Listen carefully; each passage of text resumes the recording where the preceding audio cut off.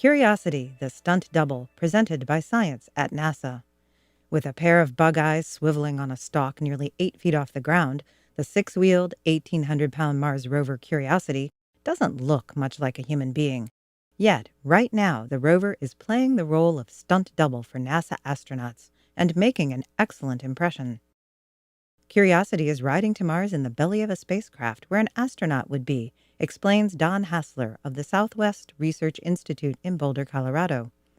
This means the rover experiences deep space radiation storms in the same way that a real astronaut would.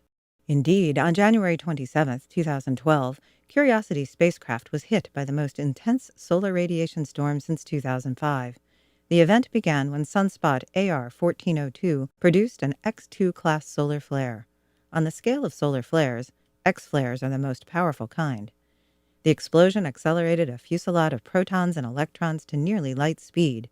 These subatomic bullets were guided by the sun's magnetic field almost directly toward Curiosity. When the particles hit the outer walls of the spacecraft, they shattered other atoms and molecules in their path, producing a secondary spray of radiation that Curiosity both absorbed and measured. Curiosity was in no danger, says Hassler. In fact, we intended all along for the rover to experience these storms en route to Mars. Unlike previous Mars rovers, Curiosity is equipped with a radiation assessment detector. The instrument, nicknamed RAD, counts cosmic rays, neutrons, protons, and other particles over a wide range of biologically interesting energies. RAD's prime mission is to investigate the radiation environment on the surface of Mars, but researchers have turned it on early so that it can also probe the radiation environment on the way to Mars. Curiosity's location inside the spacecraft is key to the experiment. We have a pretty good idea what the radiation environment is like outside, says Hassler, who is the principal investigator for RAD. Inside the spacecraft, however, is still a mystery. Even supercomputers have trouble calculating exactly what happens when high-energy cosmic rays and solar energetic particles hit the walls of a spacecraft. One particle hits another, fragments fly, the fragments themselves crash into other molecules. It's very complicated.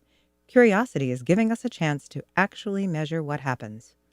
Even when the sun is quiet, Curiosity is bombarded by a slow drizzle of cosmic rays, high-energy particles accelerated by distant black holes and supernova explosions.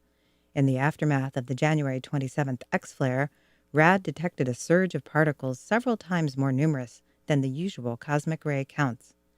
Hassler's team is still analyzing the data to understand what it is telling them about the response of the spacecraft to the storm.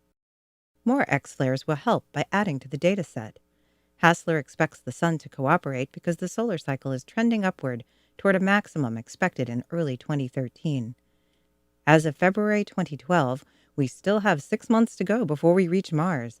That's plenty of time for more solar storms. A stunt double's work is never done. For more news about bug-eye robots and other things in space, visit science.nasa.gov.